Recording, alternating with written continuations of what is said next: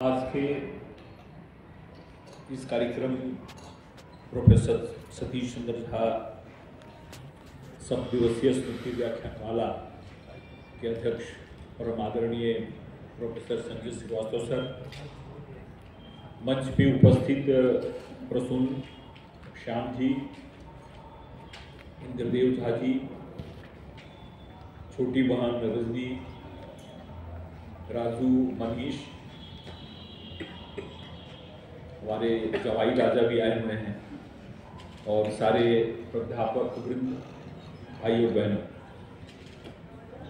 सबसे पहले मैं इस विश्वविद्यालय और आदरणीय कुलपति सर और प्रसून इनका आभार मानना चाहूँगा कि उन्होंने मुझे बुलाया और एक बड़े ही महत्वपूर्ण और भावपूर्वक कार्यक्रम में उपस्थित रहने का मौका मिला।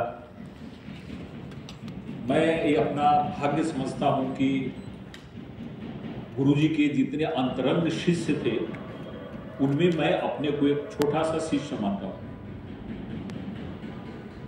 मैं एक छोटे से गांव से 10th करके मुजफ्फरपुर गया था एलएस कॉलेज में, और मैं वहाँ पर अकेला रहता था और संस्कृत विषय मैंने लिया था। तो पहला मैंने लेक्चर गुरुजी का सुना डिपार्टमेंट में, और उसके बाद गुरुजी से संपर्क बढ़ा और बाद में मैं 8 साल मुजफ्फरपुर रहा। उस समय राजू भी छोटे थे, रजनी भी छोटी थी और मनीष तो क्रिकेट ही खेला करता था उस समय। तो एक पुत्रवत वहाँ पर रहा और मुझे याद है कि जब भी हॉस्टल में हम लोग का मेस बंद रहता था तो हम लोग वहाँ चले जाते थे और माता जी हम लोग को खाना बना खिलाते थे। ऐसे कितने प्रसंग हैं जब वहाँ पे जाने के बाद हमने खाना खाया और एक पुत्रोक्त व्यवहार मिलना बहुत बड़ी चीज़ है। मैं आपको कुछ चीज़ें ऐसी बताऊंगा जिसको आज तक मैंने शेयर कहीं नहीं किया। आपको मालूम है कि हम लोग जब उस समय पढ़ रहे थे तो उस समय विश्वविद्यालय की राजनीति भी बड़ी गर्म थी और टॉप कौन करेगा ये भी एक बड़ा ही जटिल प्रश्न था, क्योंकि टॉप करने के लिए केवल विद्या और केवल मेरिट ही नहीं था, और भी सारी चीजें होती थी वहां पे। और मैं किसी का नाम नहीं लेना चाहूंगा। सतीश बाबू ने, हम लोग सतीश बाबू और गुरुजी कहते थे उनको, उन्होंने कह दिया था कि देखो तुम्ही को टॉप करना है बीए में। बोला कि सर आपका आशीर्वाद तो है ही, लेकिन अपने सामने जो इतना बड़ा प्रतिद्वंदी बैठा हुआ है उसका क्या होगा। तो उन्होंने एक संस्कृत में वाक्य कहा जो आज भी मुझको कम से कम 40 सालों को याद है। उन्होंने कहा कि स्वजनात् स्वजन संरक्षणम मम कर्तव्य। स्व बोलते हैं कुत्ते को। उन्होंने बड़ा ही एक कड़ा शब्द यूज किया कि कुत्ते से श्वान होता है ना, श्वान, तो कुत्ते से अपने आदमी की रक्षा कैसा करना है मुझको आता है, तुम चिंता मत करो। और मुझको याद है कि जहां जहां आंसर शीट गया था वहां वहां उन्होंने सारे प्राध्यापकों को यही बताया कि मैं किसी का पैरवी नहीं कर रहा हूं, जो मेरिट में होगा उसको उतना मार्क्स मिलना चाहिए। और मैं अपने को धन्य समझता हूं कि ये उनकी बहुत बड़ी कृपा रही। विद्या प्रदान तो किया ही, उसके अलावा उन्होंने जो संरक्षण दिया, और बनारस में, भागलपुर में, जहां भी है उनका जो परिचय था, और उनकी कृपा रही कि मैं बीए में टॉप किया और बेस्ट ग्रेजुएट भी। उसके बाद फिर एमए में भी आने के बाद एमए में भी वही स्थिति थी, एमए में भी वही प्रतिद्वंदी था। वहां भी बोले कि तुम चिंता मत करो, और एमए में फिर मैं टॉप किया, फिर मुझको गोल्ड मेडल मिला और मैं बेस्ट ग्रेजुएट भी हुआ। तो विद्या प्रदान के साथ साथ जो उन्होंने मनोबल बढ़ाया, क्योंकि बताते हैं कि युद्ध जो है वो मन में ही हारा जीता जाता है। अगर व्यक्ति मन में हार जाए तो एक्चुअल वो हार जाता है। तो एक मानसिक आधार जो उन्होंने दिया और एक जो सपोर्ट किया वो बहुत बड़ी चीज है। और उसके बाद में पुलिस में कैसे आया ये भी एक बड़ा एक रहस्यमय है। मैं तो प्रोफेसर होना चाहता था और मैं प्रोफेसर बनने के लिए पढ़ रहा था, लेकिन ऐसी घटना हुई कि जब मैं बीए में था उस समय पुलिस ने मेरे पिताजी को अरेस्ट कर लिया बिना किसी कारण के। गांव में कुछ जो राजनीति होती है उसमें उनका जो नाम था उसी नाम से एक क्रिमिनल का वारंट निकला था, और वो हाई स्कूल में टीचर थे। 4 बजे स्कूल से घर जा रहे थे तो वहां के थानेदार ने उनको बुलाया और कहा कि आपके नाम से वारंट निकला है, हम आपको अरेस्ट करते हैं। वो बोले कि आज तक तो मैंने चिट्ठी को भी नहीं मारा है, मेरे नाम से वारंट निकला है, मुझको मालूम नहीं, और उसने उठा के लॉकर में बंद कर दिया। इस घटना का मेरे मन पे बहुत ही ट्रॉमेटिक इफेक्ट हुआ, बहुत ही खराब असर हुआ। और फिर मैंने गुरुजी से बोला, गुरुजी ने समझाया उनको कि कोई बात नहीं है, तुम हिम्मत मत हारो। उसके बाद फिर उनका कोर्ट से बेल हो गया। तो मैंने गुरुजी से कहा, गुरुजी अब मैं प्रोफेसर नहीं बनूंगा, अब मैं पुलिस विभाग में या आईएएस बन के मैं जिन लोगों पे अन्याय होता है उस अन्याय को मैं दूर करूंगा। और मुझको याद है कि उन्होंने मुझके मेरे पीठ पे 3 बार ऐसे कहा कि जाओ, मैं तुमको आशीर्वाद देता हूं, ईश्वर की मानवता पूर्ण करो। सर्विस में आने के बाद मेरी जो पहली पोस्टिंग थी पंढरपुर में, सोलापुर में, पंढरपुर जहाँ पे विठल भगवान का बहुत बड़ा टेम्पल है और काफी लोग वहां पे जाते हैं। पोस्टिंग होने के बाद गुरुजी वहां पे आए थे, पंढरपुर में आए थे। उसके बाद मैं सोलापुर में पुलिस कमिश्नर था, वहां पे भी गुरुजी आए थे और उनका प्रेम बना रहा। और ये तो हमारे जीवन के व्यक्तिगत चीजें हैं। जहां तक विद्युता की बात है, मैं पूरे महाराष्ट्र के, मैं बॉम्बे में भी था, वहां भी जाता था यूनिवर्सिटी में, नागपुर में पुलिस कमिश्नर था, वहां पे भी यूनिवर्सिटी में मैं जाता था, पढ़ाता था। और मैं हर एक जगह कहता था कि गुरुजी की विद्युता की जो गहराई है और उनके जिह्वा पे जो सरस्वती विरासती है, वैसा मैंने कहीं भी प्राध्यापक नहीं देखा। अंत तक मुझे पता नहीं चला कि गुरुजी साहित्य के विद्वान है कि गुरुजी दर्शन के विद्वान है या गुरुजी व्याकरण के विद्वान है। उन्होंने साहित्य में बहुत काम किया। मेरा जो पीएचडी था वो ध्वनि विज्ञान पे था। और मुझको आज भी याद है, जब मैं पशुप्रशासनिक पे काम कर रहा था और गुरुजी के साथ बैठा था, उस समय मेरा आईपीएस में हो गया था। तो बोले कि मैं बोला कि सर अब मैं आईपीएस हो गया, मैं पीएचडी क्यों करूं, अब क्या जरूरत है? बोले कि नहीं। उन्होंने एक शब्द यूज किया था कि विद्या जो है कभी बेकार नहीं होती है। तुम आईपीएस हो गए, लेकिन अगर तुम विद्या ग्रहण करते हो तो विद्या तुमको जीवन भर काम देगी। और जब तुम्हारे एक पुलिस ऑफिसर के नाम के पहले डॉक्टर लग जाएगा और लोग जब सुनेंगे कि संस्कृत में पीएचडी किया है, तो तुम्हारी जो प्रतिष्ठा है वो और ज्यादा बढ़ जाएगी। तो गुरुजी ने मुझसे प्रेरित किया और मैंने किसी तरह गुरुजी का मार्गदर्शन लेके थीसिस को सबमिट किया, ट्रेनिंग में गया। और मैं बोला कि सर अब तो मैं ट्रेनिंग में आ गया, इसके बाद हैदराबाद में मेरी 2 साल की ट्रेनिंग है, वहां सांस लेने में फुर्सत नहीं है। बोले कि चिंता मत करो, तुम्हारी बीच की छुट्टी कितने दिन की है? क्योंकि पहली हमारी ट्रेनिंग 3 महीने की मसूरी में होती है, उसके बाद प्रोफेशनल ट्रेनिंग हैदराबाद में होती है। मैं बोला कि सर 7 दिन का समय है। तो आप विश्वास नहीं करेंगे, गुरुजी ने 7 दिन के अंदर वाइवा अरेंज किया और मैं मुजफ्फरपुर में आया और मुझको पीएचडी ग्रांट हुई। तो ये बहुत बड़ी उनकी कृपा रही। और हम उनको, अभी बैद्यनाथ सर ने बताया उनके बारे में, साहित्य के बारे में, वक्तृत्व के बारे में, लेकिन मैं आपको बता रहा हूं कि वो एक साहित्यिक नहीं थे, वो एक वैयाकरण ही नहीं थे, वो एक दार्शनिक नहीं थे, एक उम्दा किस्म के इंसान भी थे। मैं देखता था मां कभी कभी परेशान हो जाती थी, हर एक दिन घर में 2-4 आदमी मिथिला से, मधुबनी से आए ही रहता था। मेरे गांव में एक संस्कृत कॉलेज है और सर उस समय उस संस्कृत कॉलेज में पर्यवेक्षक के रूप में जाते थे। हमारे यहां बताते हैं कि 2 बहुत बड़ा पुण्य का काम होता है। एक पहला काम होता है बेटी की शादी कराना और दूसरा पुण्य का काम होता है नौकरी देना। इससे बड़ा दूसरा पुण्य सर ने कितने लोगों को नौकरी दिया, इसकी गिनती नहीं हो सकती। मुझको याद है कि जो व्यक्ति इतिहास में मारा फिरता था एमए करने के बाद, उस व्यक्ति को कॉन्स्टिट्यूएंट कॉलेज में हमारे गांव में सर ने नौकरी लगाई। ऐसे बहुत सारे उदाहरण हैं। तो ये जो एक हृदय की जो विशालता थी, एक विद्वान होने के बाद भी उनका हृदय कितना विशाल था, ये बहुत बड़ी बात है। और सबसे मैं बात बताता हूं उनकी वैज्ञानिक दृष्टि। हमने बहुत सारे संस्कृत के प्राध्यापकों को देखा है, सब नमनीय हैं, सब गौरव के पात्र हैं, लेकिन वैज्ञानिक दृष्टि जब मैं पश्वसाहनी पे काम कर रहा था, पीएचडी कर रहा था पतंजलि के महाभाष्य पे, तो शब्द की जो परिभाषा पतंजलि ने दी है, श्रोत्रोपलब्धि बुद्धि निर्ग्राह्य प्रयोगेणाभिज्वलित आकाश देश शब्द, दुनिया में शब्द की इससे अच्छी परिभाषा कहीं नहीं। पतंजलि ने क्या कहा है, शब्द क्या होता है, श्रोत्रोपलब्धि, जो कान से सुना जाए, लेकिन यही सफिशिएंट नहीं है शब्द होने के लिए। श्रोत्रोपलब्धि बुद्धि निर्ग्राह्य, ऐसा शब्द जो हमको समझ में आए, जो बुद्धि के द्वारा निर्ग्राह्य हो, लेकिन ये भी सफिशिएंट नहीं है। श्रोत्रोपलब्धि बुद्धि निर्ग्राह्य प्रयोगेणाभिज्वलित, वो प्रयोग में आना चाहिए शब्द।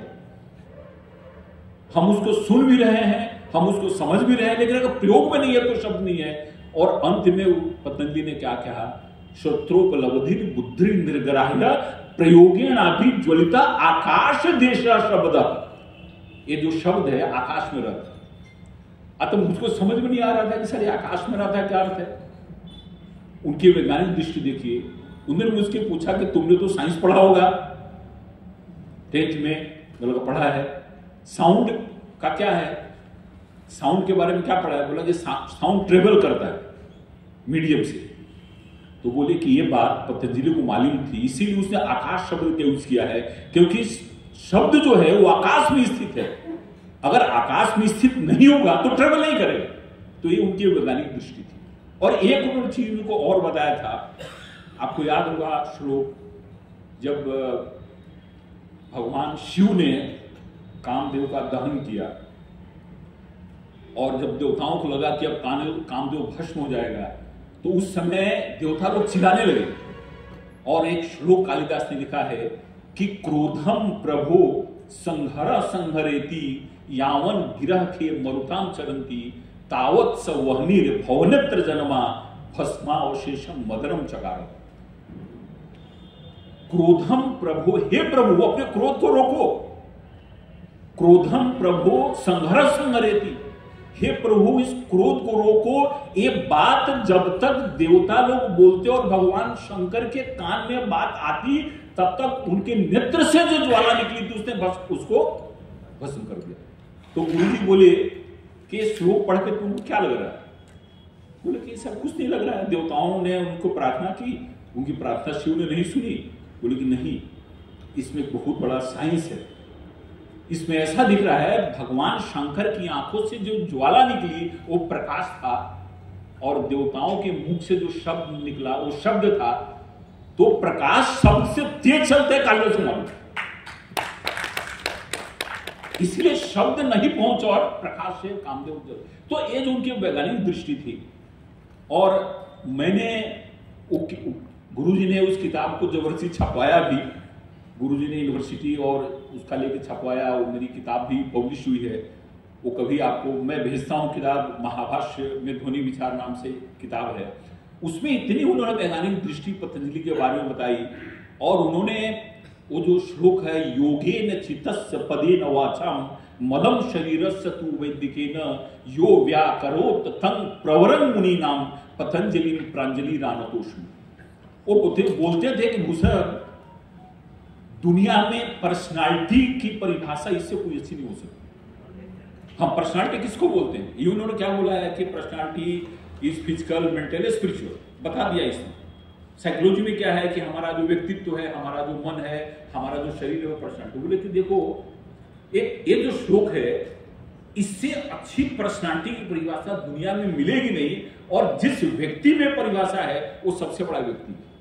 उन्होंने क्या बोला, योगे न चित्तस्य, योग से जिसका चित्त मन पवित्र हो गया है, योगे न चित्तस्य पदेन वाचाम, और व्याकरण शास्त्र पढ़ के जिसकी वाणी शुद्ध हो गई है, योगेन चित्तस्य पदेन वाचाम मलम शरीरस्य तु वैदिकेन, और वैदिक शास्त्र से जिसका शरीर मल रहित हो गया है, उस पतंजलि को मैं प्रणाम करता हूं। तो जिसका मन शुद्ध है, जिसकी वाणी पवित्र है, और जिसका शरीर स्वस्थ है, इससे बड़ी पर्सनालिटी और क्या हो सकती है? एक सामान्य अर्थ के साथ साथ एक वैज्ञानिक दृष्टि देना, गुरुजी हमेशा बोलते थे कि जब भी संस्कृत साहित्य पढ़ना तो सीधे अर्थ को मत देखना। संस्कृत साहित्य देव भाषा है, संस्कृत साहित्य ऋषियों की भाषा है, संस्कृत साहित्य वैज्ञानिक दृष्टि की भाषा है। जब भी इसको पढ़ना तो इसमें विज्ञान को खोजना। संस्कृत के हर एक सूत्र में, चाहे जमीनी सूत्र हो, चाहे ऋग्वेद हो, चाहे अथर्ववेद हो, हर एक जगह एक बात तुमने मुझको बताई थी जो मेरे जीवन में काफी उसको उतारा मैंने। वो हमेशा बोलते थे कि देखो वही संस्कृति आगे बढ़ती है जिस संस्कृति में विचार स्वतंत्रता हो, और वही संस्कृति आगे बढ़ती है जिसमें मत वैभिन्न रहने का भी अवसर हो। और मुझको बोलते थे कि अगर मैं तुमको कुछ बता रहा हूं, तुमको लगे तो तुम उसको बताना, मैं जो बोलता हूं उसके एक्सेप्ट मत करना। अगर विचार वैभिन्न नहीं रहे, विचार स्वतंत्रता नहीं रहे, और बोलते थे कि ऋग्वेद हमारा सबसे प्राचीन ग्रंथ है, ऋग्वेद से ही सब पूछा है, वेदोखिलम धर्मूलम, ऋग्वेद से सब पूछा है। फिर बोले कि बताओ ऋग्वेद ही सब कुछ है तो क्यों यजुर्वेद आया, क्यों सामवेद आया, क्यों अथर्ववेद आया, क्यों ब्राह्मण ग्रंथ है, क्यों आरण्यक ग्रंथ है, क्यों उपनिषद आए, क्यों वेदांग आए, क्यों उपवेद आए, क्यों षड्दर्शन आया, क्यों साहित्य आया, क्यों पुराण आया, बताओ। मुझको पूछते थे। मैं बोला कि सर मुझको समझ में नहीं आ रहा, बताइए। बोलते देखो भारतीय संस्कृति की सबसे बड़ी विशेषता रही है कि इसमें विचार स्वतंत्रता दी हुई है। ऋग्वेद आया, ऋग्वेद में सूक्त हैं, ऋग्वेद में देवों की प्रार्थना हिम्स है, लेकिन वो सूक्तों को, उन प्रार्थनाओं को रिचुअल के रूप में कन्वर्ट किया गया। क्योंकि जब हम प्रार्थना करते हैं और फिर हम जब अर्चना करते हैं, पूजा करते हैं, तो प्रार्थना बहुत ज्यादा इफेक्टिव हो जाती है। फिर बोले कि फिर सामवेद क्यों आया? तो जब तुम प्रार्थना करते हो, जब पूजा करते हो और उसमें एक धुन लगा देते हो, रिदम लगा देते हो, उसमें अगर राग लगा देते हो तो कीर्तन बन जाता है। और फिर बोले कि ये जो भौतिक जीवन है, जो धार्मिक जीवन है, इसके साथ साथ एक भौतिक जीवन भी है, वो हमारे अथर्ववेद में है। फिर उन्होंने ब्राह्मण ग्रंथ, आरण्य ग्रंथ, और बोले कि हमारा जो ट्रेडिशन है, हमारी जो प्रथा है, वो पूरी डायनेमिक प्रथा है। और भारतीय संस्कृति इसलिए नहीं मरती क्योंकि वो प्रवाह है, वो तालाब नहीं है। जो संस्कृति प्रवाह रहेगी वो हमेशा जीवित रहेगी, जो संस्कृति तालाब बन जाएगी वो समाप्त। तो वेद से लेकर शंकराचार्य तक और आज भी, और सर का स्वर भी बहुत अच्छा था, बहुत अच्छा गाते। जब कविता जब गाना शुरू करते थे या श्लोक कालिदास का जब गाना शुरू करते थे तो एकदम मन पूरी तरह से मुग्ध हो जाता था। तो मैं अपने को बहुत ही भाग्यशाली समझता हूं, उनका बहुत बड़ा आशीर्वाद रहा हर एक तरह से। एक पिता के रूप में, एक शिष्य के तो थे ही, जैसे बद्रीनाथ जी ने कहा, और मैंने देखा कि जितने भी लोग उनके संपर्क में आए, हर एक व्यक्ति उनसे प्रभावित होकर गया। और मैंने देखा है कि पैसे की तंगी रहती थी, लेकिन जब भी कोई मधुबनी और घर से आता था तो उसको 50 रुपया 100 रुपये निकाल कर देते। ये जो एक अद्भुत व्यक्तित्व और अद्भुत प्रतिभा के जो धनी थे गुरुजी, ये बहुत बड़ी बात है। इस तरह के लोगों का आजकल होना बहुत कठिन काम है, और ईश्वर की भी बड़ी कृपा रही। यहाँ पे राजू बैठे हैं, रजनी हैं, यहाँ पे मनीष हैं, ये लोग भी काफी सौभाग्यशाली हैं। उनके जो भी संपर्क में सौभाग्यशाली है। आज मैं उनके स्मृति को अभिवादन करता हूँ, और मैं यही कहना चाहता हूँ कि मैं IPS हुआ, इसमें सर का बहुत बड़ा योगदान है।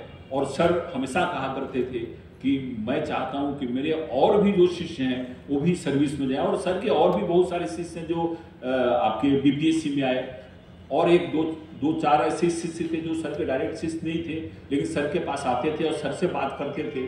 उसमें से भी 1-2 लोग ऐसे जो कस्टम में और इनकम टैक्स में आए। तो इस मौके पर मैं अभिवादन करता हूँ, और मुझको बोलने का मौका दिया, इसलिए मैं आभार व्यक्त करता हूँ। धन्यवाद। जय हिंद।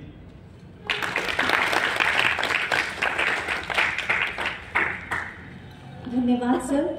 साहित्य, दर्शन, व्याकरण, अन्य सब्जेक्ट्स में अपनी अद्भुत विद्वता रखने वाले प्रोफेसर सतीश चंद्र झा जी एक महान व्यक्तित्व के धनी थे। वे वैज्ञानिक दृष्टिकोण रखते थे और चीज़ों को बहुत ही इंटरेस्टिंग वे में समझाते थे। अभी हमने सर के बारे में उनके 2 शिष्यों से सुना। गुरु के प्रति उनकी श्रद्धा प्रेरणाप्रद है। अब मैं यहाँ बुलाना चाहूँगी